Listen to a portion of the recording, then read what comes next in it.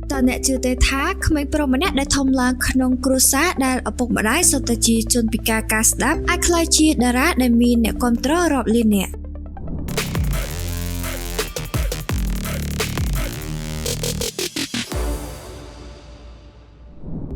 នោះគឺជារឿងពិតរបស់គួនយៀដែលមានឈ្មោះពិតថាគួនគូលីនលោកកើតនៅថ្ងៃទី16ខែមករាឆ្នាំ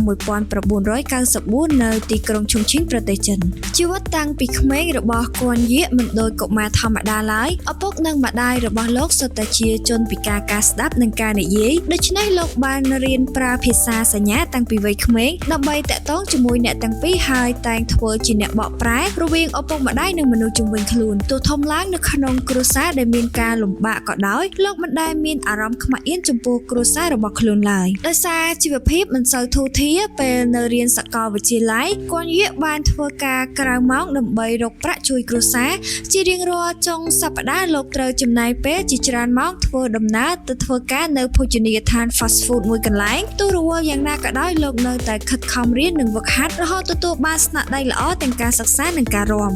អំឡុងពេលចូលរួមកម្មវិធី YouTube Video មានឈុតមួយដែលធ្វើឲ្យអ្នកទស្សនាជាច្រើនរំជួលចិត្តផលិតកម្មបានរៀបចំឲ្យលោកវីដេអូខលជាមួយឪពុកម្ដាយពេញមួយការសន្ទនាគួនយៀបានប្រើភាសាសញ្ញានិយាយជាមួយអ្នកទាំងពីរហើយមុនបញ្ចប់ការខលលោកក៏បាននិយាយថាខ្ញុំស្រឡាញ់អ្នកទាំងពីរឈុតដ៏សាមញ្ញមួយនេះបានធ្វើឲ្យអ្នកទស្សនាជាច្រើនស្រក់ទឹកភ្នែកគួនយៀធ្លាប់និយាយថាឪពុកម្ដាយរបស់លោកមិនបានបង្រៀនកូនដោយប្រើពាក្យសម្ដីទេប៉ុន្តែបង្រៀនតាមរយៈទង្វើពួកគាត់បានបង្រៀនលោកឲ្យចេះអត់ធ្មត់ខិតខំធ្វើការទទួលខុសត្រូវនិងមិនបោះបង់នៅពេលជួបការលំបាកលោកក៏ធ្លាប់និយាយដែរថាមានតែពេលដែលខ្លួនឯងរឹងមាំទើបមិនចាំបាច់ខ្វល់ពីការវិតម្លៃរបស់អ្នកដទៃនៅក្នុងឆ្នាំ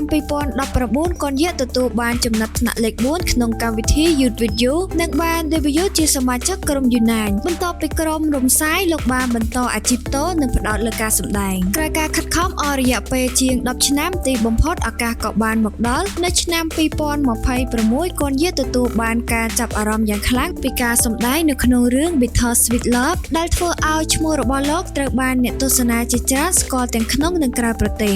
សម្រាប់គួនយៀភាពជោគជ័យនៅថ្ងៃនេះមិនមែនគ្រាន់តែជាការសម្រេចក្តីសុបិនរបស់ខ្លួនប៉ុណ្ណោះទេប៉ុន្តែជាវិធីមួយដើម្បីតបស្នងចំពោះឪពុកម្ដាយដែលបានខិតខំលះបង់និងចិញ្ចឹមបីបាច់លោករហូតមកពីក្មេងប្រុសម្នាក់ដែលធំឡើងនៅក្នុងគ្រួសារដ៏លំបាករហូតក្លាយជាតារាដែលមានអ្នកគាំទ្ររាប់លាននាក់រឿងរ៉ាវរបស់គួនយៀបានបង្ហាញថាមនុស្សម្នាក់មិនអាចជ្រើសរើសកន្លែងដែលខ្លួនកើតមកបានទេប៉ុន្តែអាចជ្រើសរើសផ្លូវដែលខ្លួនដើរហើយការខិតខំការដឹងគុណគ្រួសារនិងការមិនបោះបង់ក្តីស្រមៃគឺជាអ្វីដែលអាចផ្លាស់ប្ដូរជីវិតរបស់មនុស្សម្នាក់បាន